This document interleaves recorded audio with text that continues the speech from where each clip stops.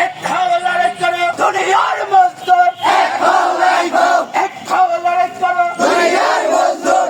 আমরা আইনকে শ্রদ্ধা করে এই জেলা প্রশাসক সাহিত্যী ইন্ডাস্ট্রিয়াল পুলিশ এবং কলকারখানা দপ্তরে আমরা চিঠি দিয়েছি, কিন্তু মালিক ওনারা 2 দিন সময় নিয়ে 15 তারিখে ডেট দিয়েও মালিক এই তাল বাহানা করে কলকারখানা যাচ্ছে না।